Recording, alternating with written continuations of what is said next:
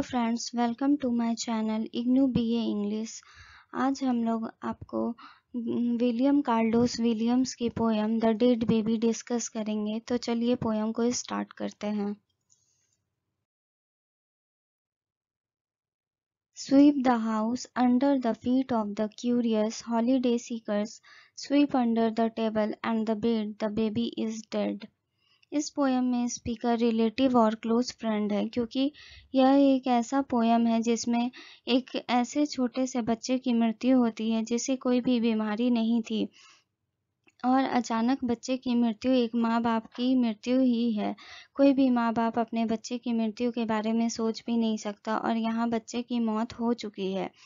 यहाँ स्पीकर घर की साफ सफाई के बारे में कहता है, और यहाँ उसका मतलब समय से भी है कि काश ये मोमेंट होता ही नहीं, लेकिन घर की सफाई कोने कोने से होती, क्योंकि एक बच्चे के घर पर सारे खिलौने टेबल और बेड के अंदर ही घिरे होते हैं।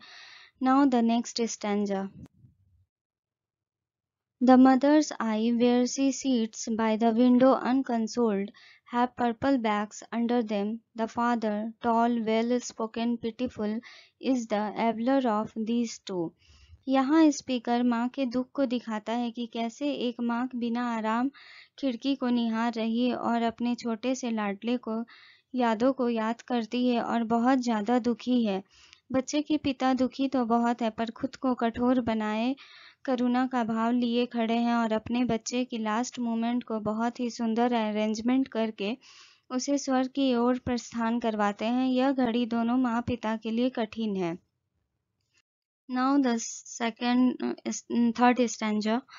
Sweep the house clean. Here is one who has gone up unproblematically to heaven blindly by the force of the facts. A clean sweep is one way of expressing it। यहाँ speaker कहते हैं घर की साफ सफाई करनी होगी उस गेस्ट के लिए जो बच्चे की आखिरी दर्शन के लिए आएंगे।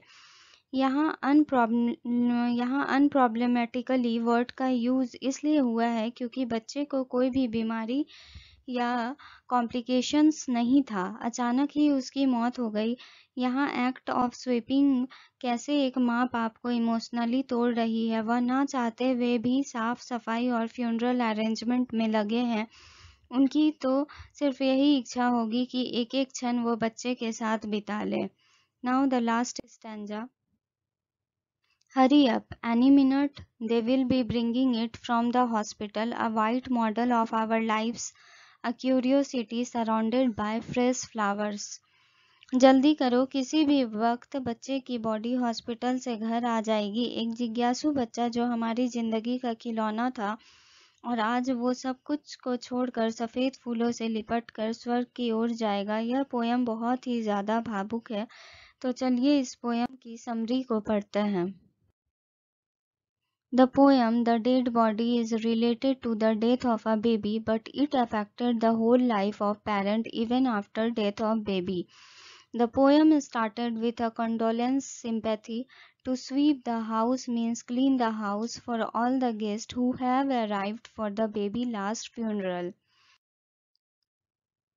The mother deals with this great loss, that is, death of baby, emotionally, and baby's father is more merciful, kind, and practical, and he also suffers for great loss, but he is trying to be more strong because he has to make a necessary arrangements for his baby's last journey to heaven। The speaker of the poem is a close friends or relatives। The speaker here wants to sweep the house, not only just cleaning the house, but also memories of baby's death itself। The parent also sweep the house that remind them lack of casualty of baby's death. The baby has died without any complications। In the last moment, speaker speaks to everyone to arrange everything because at any moment the baby's dead body may come in house from the hospital। The baby's bed is filled with white flowers and the moment was very much emotional for everyone presented there and especially for baby's mother and father। So I hope you all like this poem. So please like, subscribe and share my channel. Thank you।